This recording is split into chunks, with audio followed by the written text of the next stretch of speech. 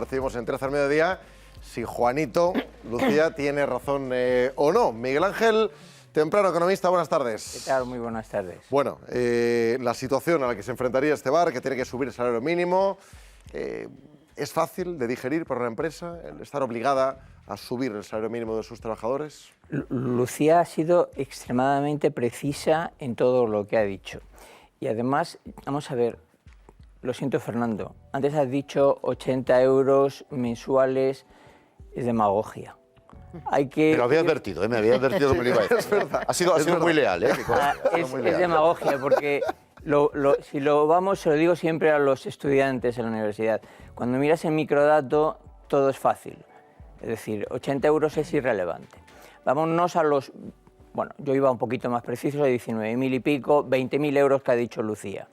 Eso aproximadamente es un trabajador de cada 10, con lo cual ya acabas de quitar un trozo. Pero vamos a ir a un caso muy sencillo. El trabajador que cobra el salario mínimo interprofesional es un trabajador generalmente poco cualificado o nada cualificado o sin experiencia. Ese trabajador tiene un jefe de equipo que generalmente hace el mismo trabajo. Voy a poner un ejemplo que todo el mundo va a entender. Cuando llevamos a lavar el coche. El jefe del equipo es el que te coge el coche, te dice tal, pero lava coches, ¿de acuerdo? Ese señor tiene un salario un poquito mayor, porque es el jefe. Entonces, obviamente, a ese señor hay que subirle la misma cantidad que se le está subiendo. Esto tiene un efecto muelle en toda la cadena, ¿vale? Bueno, pues voy a leerlo para que nadie diga que me estoy inventando el dato. El dato es del INE, y lo he mirado hoy. El 65,8% de la población trabajadora está entre el salario mínimo y 2 veces el salario mínimo. A estos ese efecto muelle le va a afectar mucho. Si nos vamos a 3 salarios mínimos, que ya es una cantidad más relevante, son el 85% de la población. Es decir, estamos hablando de que eso de que decimos los economistas, el efecto de la inflación de segunda ronda, quien lo está provocando realmente es el gobierno. Y lo está provocando porque está siendo el que inflacta los salarios artificialmente. Independientemente de la inflación, esta subida tan brutal del salario mínimo interprofesional que Moncloa dice hoy, yo lo he visto en su página web, que en los últimos 5 años ha sido un 47%, es un efecto inflactor directo. O sea, cuando los economistas hablamos de inflación de segunda ronda es porque a la inflación tú le quitas, a la inflación nominal tú le quitas aquello que vemos que sube y que baja, es decir, la energía, es decir, los tomates, los alimentos frescos, y te queda y te queda la subyacente, que esa es la muy difícil de controlar, porque fundamentalmente está afectada por los salarios de los trabajadores. O sea, es raro que un trabajador acepte de buenas a primeras que le bajen el salario. Por lo tanto, esa ya no hay manera de tocarla. Bueno, pues el gobierno que se jacta de decir que somos los mejores de Europa, somos los peores de Europa, porque tenemos la inflación subyacente más alta por encima de la inflación nominal. En segunda ronda directamente lo hemos metido. ¿Y por qué más en España que en otros países? Porque lo hemos hecho muy mal. Porque precisamente con efectos como el que estamos hablando ahora del salario mínimo, estamos generando, como he contado, el efecto muelle. Es decir, el que gana 8 veces el salario mínimo, obviamente no le llega nada, no le tienen por qué subir, pero al que gana una vez y media, 2 veces, en 2 veces he dicho que está el 65,8% de la población trabajadora. Es decir, estás afectando directamente a ellos. Fernando, ¿quieres responder a las acusaciones de demagogia? Me ha llamado demagogo, pero bueno, es una cosa muy... Lo siento. No, esto pasa. Y advierte no es traidor. Esto pasa entre los catedráticos y los periodistas, nos pasa mucho, no pasa nada. Es decir, y yo reconozco, cosa que no hacen todos los periodistas, que Miguel Ángel sabe mucho más que yo, evidentemente, de esto. No voy a tener yo la osadía de ponerme a rebatirle. Simplemente se me ocurren 2 cosas. Una es una pregunta del lego al cátedro. Y otra es una observación. Como solamente nos fijemos en los datos macroeconómicos, solemos olvidarnos siempre de la gente, del sufrimiento de la gente.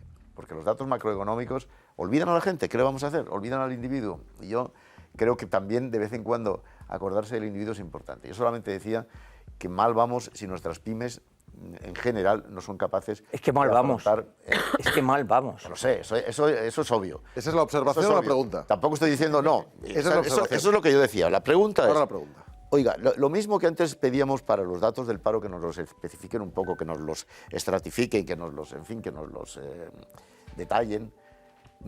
La subida del SMI no debería necesariamente no ser homogénea. Es decir, que a lo mejor tú puedes subir el SMI en un sector, en la agricultura, por ejemplo, de una manera, y en Extremadura, y en Cantabria de otra, y en Cataluña de otra. Es decir, que a lo mejor las necesidades de subida del SMI, porque la gente que está afectada por el salario mínimo, etcétera, es distinta en unos sitios que en otros, y las necesidades que tienen son distintas en un sitio que en otro. ¿No sería más justo eso? Yo te diría que otra cosa, realmente el salario, quien lo fija es el mercado.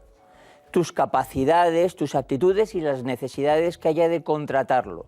Cuando es el gobierno artificialmente el que fija el salario, te termina pasando como a China, que ha pasado de ser el país más competitivo del mundo a que alrededor suyo surja una nueva región geoeconómica que se llama Altasia, porque el trabajo hora ha pasado de 3 a 8,28. Por lo tanto, se le están yendo las fábricas fuera.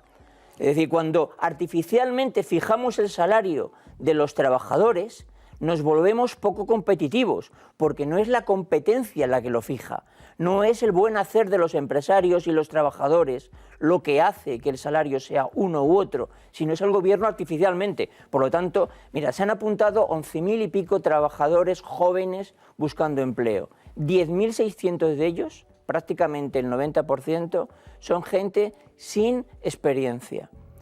Cuando tú estás impidiendo, lo que hablábamos de lo que decía Lucía, estás impidiendo que entre esa persona al mercado laboral porque no aguanta, lo que estás haciendo yendo a la microeconomía, al que no encuentra trabajo. Ese es el problema. Miras el de arriba y el de abajo.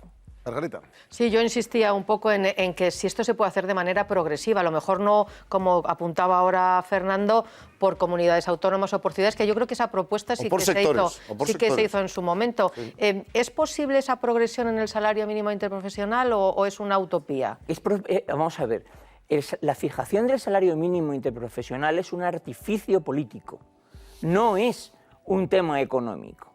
Yo he dicho que en un sistema de libre competencia como en el que vivimos, no en el que muy probablemente gente del gobierno nos quiere meter, que es un régimen comunista, y te fijan el salario, obviamente, porque te lo fijan por ley, si tú no lo dejas que sea así, cualquier cosa que tú hagas será buena o mala, pero es un artificio. Es decir, lo hacemos por sectores y por comunidades autónomas, lo hacemos por lo que quieras. Sigue siendo un artificio que lo único que termina haciendo es provocando que no haya libre competencia. Y eso no genera empleo, eso lo destruye. Y eso no lo digo yo, que se me podrá decir que soy bueno, malo, regular. Lo dicen todos los servicios de estudio de prestigio. O sea, entonces, es que yo personalmente diría, el salario mínimo interprofesional en una situación ideal no debería de existir. ¿De acuerdo? Y en el caso de que existiese, debería ser bajo.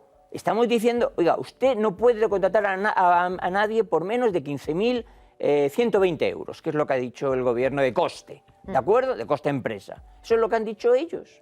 Perdón, no, coste empresa son más, son 20.000. 15.000 es el salario bruto del trabajador. Eso es una barbaridad. Estás fijando algo que a lo mejor el mercado no te lo absorbe. Y si no te lo absorbe, quien paga no es el dato macroeconómico, quien paga es el pobre trabajador que no encuentra trabajo. Y nos estamos haciendo quizá menos competitivos, porque esto en un mundo globalizado, obviamente, al final estás compitiendo con otra empresa. Lo acabo de decir, China está perdiendo sus fábricas, pero en masa. El 7% de las empresas japonesas que había con fábricas en China se han ido en los últimos 2 años de China. Y se están yendo a Vietnam, a Malasia, al norte de la India, a todos estos países. ¿Por qué? Pues independientemente por el factor geopolítico, por el factor económico, porque su hora fijada por el gobierno está en $8,25 la hora, cuando tú la puedes contratar de media en otros países similares a 3. Yo, Miguel Ángel, le quería preguntar por esta propuesta, ¿no?, que hemos visto de los sindicatos a la patronal de subir hasta el 2024 el sueldo de los trabajadores, al margen del salario mínimo interprofesional, un 14%. ¿Esto cómo lo ve y cómo lo valora? Pero volvemos al tema. Es que el salario lo fija el mercado. Es decir, lo fijan tus aptitudes y las necesidades que tiene el empresario de tus aptitudes, para que al final ambas cosas generen un producto que se venda a un precio competitivo. Si ese precio no es competitivo, no se venderá. Si no se venderá, no valdrá lo que hace el empresario y por lo tanto tú no serás necesario. Miguel Ángel, hablabas de la marcha de empresas de algunos países, como por ejemplo de China, también está pasando en España. Preocupación en el gobierno por Ferrovial, Lucía.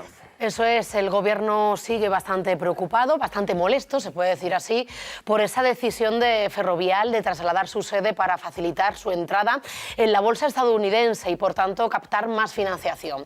La vicepresidenta Nadia Calviño, cuando se le ha preguntado por este tema, por si se plantea modificar la regulación para que Ferrovial pueda cotizar simultáneamente en la bolsa de Nueva York y en el IBEX, pues acaba de asegurar Nadia Calviño que primero van a estudiar los argumentos esgrimidos por Ferrovial y ha negado también que hayan ejercido ningún tipo de presión. El Gobierno confía en que Ferrovial se eche para atrás porque recordemos que la empresa ha asegurado de momento que si el 2,57% de los accionistas se opone a la operación no van a mover su sede de España. Así que de momento esto parece que no es una decisión fija. ¿Cómo lo valora, Miguel Ángel? Bueno, yo realmente de profesión soy gestor de fondos de inversión. Ese es mi trabajo real. Tú puedes cotizar en todas las bolsas que quieras. Hay un formato que se llama el ADR, por lo cual tú cotizas, y hay un sistema de arbitraje mundial y no hay ningún problema. Ferrovial se va fundamentalmente porque este gobierno, y no otro, se le ocurrió la feliz idea hace 2 años de decir que la repatriación de los beneficios obtenidos fuera cotizaban al 5%.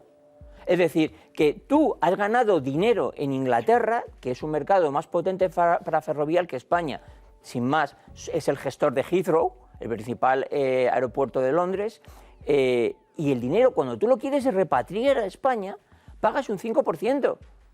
Eso no ocurre en otros países. Claro, ¿qué ocurre? Que los principales inversores extranjeros son fondos de inversión, como por ejemplo el más grande que hay, que es BlackRock, es un fondo que tiene un 3% de Ferrovial.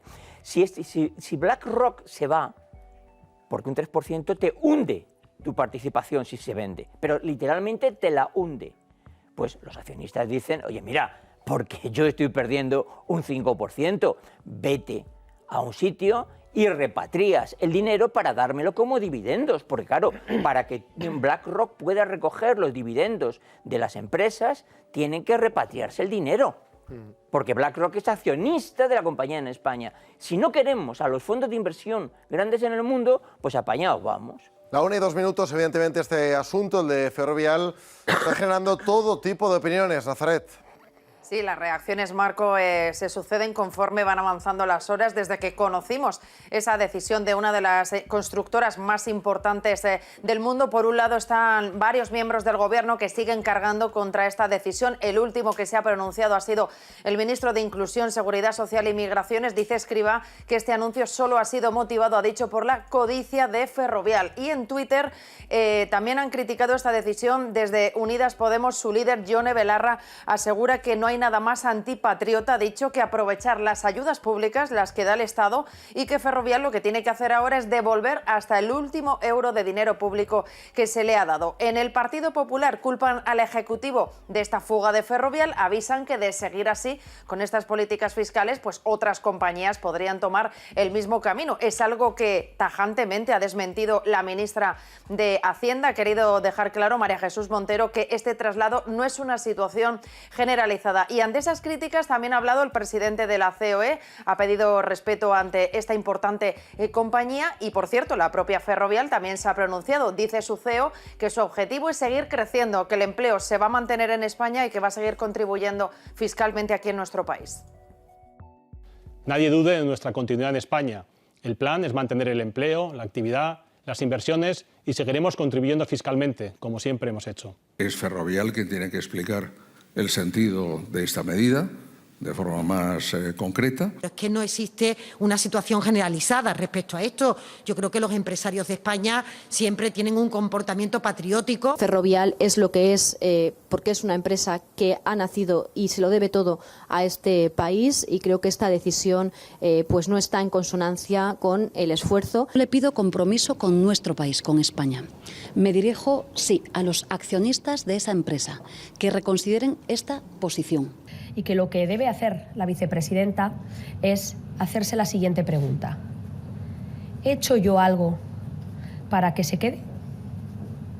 ¿O he hecho yo algo para empujarle a que se tenga que ir? Ferrovial en España genera un empleo a más de 5.500 personas, y esto está ahí, y desde el punto de vista impositivo, pues prácticamente paga el Estado español, paga en España 280 millones de euros.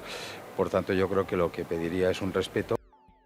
Yo no sé si con estas acusaciones del gobierno de Isabel Rodríguez van a conseguir que Ferrovial se quede, se eche para atrás. Yo creo que es que lo que tienen que decir es la verdad. Es que ya a mí me da la sensación de que muchas de las cosas que se están diciendo no son realmente ciertas, porque yo creo que Ferrovial será una empresa que haya crecido gracias al trabajo de muchas personas dentro de esa propia empresa. Y supongo que todos los contratos que se le dieron en España sería a través de un concurso, siguiendo su reglamentación, presentando la licitación mejor que otros. Es que le han regalado a Ferrovial lo que es, y luego a lo mejor es algo muy absurdo y muy elemental, pero es que las empresas están para ganar dinero, porque si no ganan dinero, cierran y se pierden los puestos de trabajo. En este caso, Ferrovial. Y sobre todo, estamos hablando de Ferrovial como si fuera una empresa pequeñita. Ferrovial son, y me corregirá el profesor, muchos inversores que lo que quieren efectivamente es que su dinero les rente, y en el caso de que Ferrovial no les dé dinero, se irán a otra empresa. Es así de claro. Fernando, tenías especial interés en este tema. Claro, es que esto no es solamente un tema de números. Luego, nuestro cátedro, le he llamado cátedro, ya sé que no es catedrático, pero cátedro es sabio, que es otro concepto. Soy profesor, es profesor y es analista de inversiones y capo de algunas empresas ha sido. O sea que, en fin, quiero decir, es alguien que sabe mucho sobre este tema, es verdad. Por cierto, me voy a interesar mucho por este libro que has escrito sobre la periferia de Asia. Altasia. Altasia, que es muy interesante. Bueno, y yo lo que entrevista de Fernando Jáuregui y Miguel Ángel Temprano. Yo lo que pienso, yo lo que pienso es que lo que no puede ser es que, al margen de las consideraciones económicas, puramente económicas, que a lo mejor hay que estar en Estados Unidos porque hay que estar en Estados Unidos un poco más, porque todavía hay unas políticas muy proteccionistas en Estados Unidos que te obligan a estar más allí. Pero claro, tú lo que no puedes es decir a estos señores, a los que ahora doña María Jesús Montero llama patriotas, no puedes haberles llamado antipatriotas anteayer. No puedes señalarles desde la presidencia del gobierno a los dos principales, a la principal banquera de este país y a uno de los principales miembros del IBEX, no les puedes decir las cosas que les has dicho tan terribles. No puedes estar diciendo que es que las grandes superficies son unas aves de rapiña que están no sé qué. Tú no puedes. Están muy mal asesorados en la Moncloa. Esto lo sé, y además sé quién las asesora. Vale. ¿Quién les No se puede contar. Alguien que está fuera de la Moncloa. Pero le están asesorando en la confrontación. Dicen, no, es que en la medida en que a esta gente que se hace antipática, y yo reconozco que Rafael del Pino muy simpático no es, la verdad, pero bueno, esta gente que se hace antipática, si nos situamos frente a ella, tenemos la seguridad de que esto va a tener una traducción en votos. No es verdad, porque luego resulta que tienes que dar marcha atrás, como acaba de dar María Jesús Montero, en cosas que antes eran muy diferentes. Es que tú no puedes estar haciendo eso. Tú no puedes estar diciendo que ganar dinero es malo. Tú no puedes estar diciendo que tener beneficios es estar, de alguna manera, quitándoselos o quitándoles el pan de la boca prácticamente a los más desfavorecidos de este país. Esa demagogia, eso sí que es demagogia, Miguel Ángel, no la mía. Esa demagogia creo que es muy perjudicial y además siempre actúa en contra de las elecciones. Siempre actúa en contra de quien lo hace en el poder electoral. Eso se lo deberían hacer mirar. Miguel Ángel, una última duda brevemente. ¿Qué consecuencias tiene que una empresa cambie su sede? Vamos a ver, fundamentalmente ninguna si se va a un país de la Unión Europea. Legalmente no tiene ninguna. Algo simbólico. Es simbólico, pero fundamentalmente en el caso este es que deberían de quitar ese impuesto que han puesto artificialmente de la repatriación. Trump, al que yo personalmente odio, para que no le quede la duda a nadie, una de las cosas que hizo es fomentar la repatriación de todo el dinero que tenían las compañías extranjeras, ¿de acuerdo? Esa fue de las pocas buenas medidas que a mi libre entender tomó ese hombre.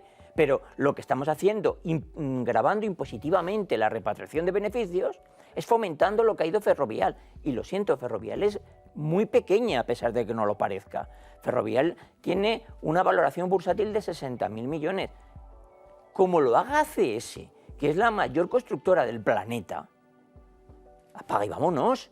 Ya tenemos un IBEX ridículo, más ridículo va a ser. O sea, por lo tanto... Esperemos que no sea así. Solo una duda, profesor, para que se aclare. Esto no quiere decir que Ferrovial no vaya a declarar en España todo lo que tenga en España, que también es otra de las mentiras que se están diciendo. No tiene nada que ver. Ferrovial, cada vez que haga un contrato en España, ese contrato generará unos ingresos y esos ingresos generarán unas retribuciones al Estado.